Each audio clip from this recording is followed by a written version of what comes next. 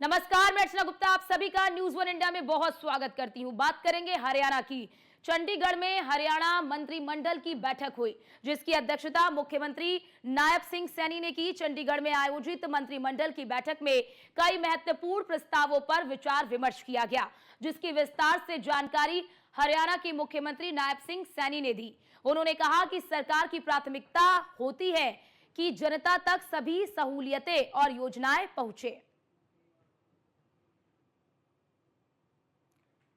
तो ये बैठक की तस्वीर भी आपको दिखा रहे हैं। सरकार की जो सोच है, सरकार लगातार अंत्योदय की भावना को ध्यान में रखते हुए गरीब व्यक्ति को कैसे लाभ पहुंचाया जाए और उसको परिवार को दिक्कत ना आए।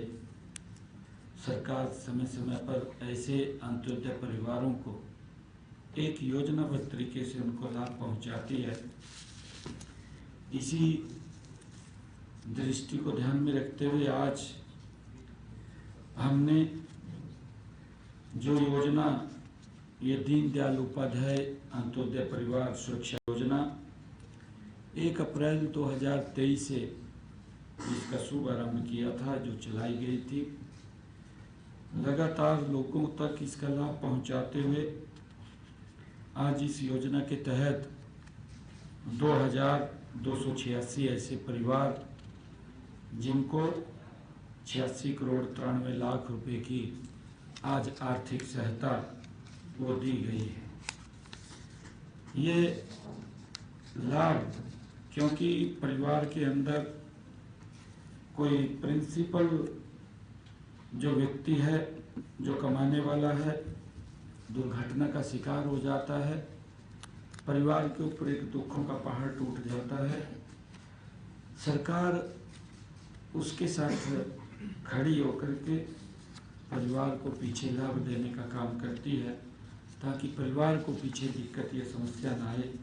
और उसी के निमित्त ही आज ये राशि जारी की गई है। और इस दीनदयाल अंत्योदय परिवार सुरक्षा योजना के तहत हमारे ऐसे लोग जिनकी इनकम 1,80,000 रुपये से कम है, ऐसे परिवारों को इसमें शामिल करके उनको लाभ दिया जाता है। और इसी तरह आज हमने जो मुख्यमंत्री ग्रामीण आवास योजना, पिछले दिनों भी हमने इस योजना के तहत लगभग 4,532 प्लाट आवंटित किए थे। आज दूसरी इसकी जो योजना के तहत लोगों को लाभ देने का विषय है, दूसरे चरण का, हमने 61 ग्राम पंचायतें और 1 महाग्राम, इसके तहत अभी 2,415 जो हमारे पंचायतों के आवेदक हैं, उनके लिए आज ये पोर्टल लॉन्च किया है। आज पोर्टल खोला है। जिन आवेदकों ने एप्लीकेशन दिया था, लगभग वो 5,22,954 ऐसे आवेदक थे, ताकि जो सरकार की सोच है कि मुख्यमंत्री ग्रामीण आवास योजना के तहत गरीब व्यक्ति को भी अपना मकान हो, अपनी छत हो, उसके लिए आज ये पोर्टल लॉन्च किया है, ताकि वो व्यक्ति इसके अंदर 1,000 रुपया जमा करा करके बुकिंग करा सके और उनको हम ये आवास प्रदान कर सकें। ये भी योजना जो है, ये ऐसे परिवारों के लिए है जिनकी इनकम 1,80,000 रुपये से कम है। और इसी प्रकार से आज हमें खुशी है कि सामाजिक सुरक्षा पेंशन, इसके तहत पिछले दिनों भी लगभग 41,000 लोगों के खाते में ये पेंशन पहुंचाने का काम किया था। अब गत अप्रैल माह में जो हमारा प्रोएक्टिव मोड है, प्रोएक्टिव मोड में जिनकी आयु 60 वर्ष की हो जाती है, 60 वर्ष की आयु में उसको कहीं चक्कर काटने की आवश्यकता नहीं है। प्रोएक्टिव मोड में उसकी पेंशन लग जाती है।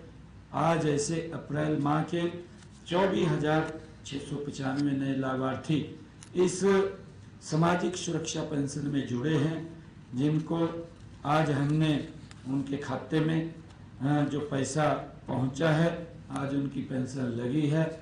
ऐसे 7,48,00,000 रुपए की राशि उनके खाते में आज पहुंचाने का काम किया है, जिसमें अलग अलग क्योंकि हेड्स बने होते हैं, उन हेड्स के अंदर 17,407 को वृद्धावस्था पेंशन, 1,673 जो विधवा पेंशन और 1,700 हमारे निराश्रित बच्चों की वित्तीय सहायता जो करते हैं। और इसी प्रकार से दिव्यांगों, ऐसे 864 दिव्यांगों को भी पेंशन उनकी लगी है और 2,062 ऐसे विधुर व अविवाहित व्यक्ति हैं जिनकी ये पेंशन लगी है और 530 हमारी वो लड़कियों के लिए लाडली जो सामाजिक सुरक्षा भत्ता है वो 530 लड़कियों के लिए लगा है। और इसी प्रकार से जो गंभीर बीमारी से पीड़ित है, जैसे कैंसर की बीमारी से कोई व्यक्ति पीड़ित है, पिछले दिनों सरकार ने ये भी निर्णय किया था कि ऐसे परिवारों को जो कैंसर जैसी गंभीर बीमारी से पीड़ित है उसको भी हम पेंशन देने का काम करेंगे। ऐसे आज 106 जो मरीज थे उनको आज ये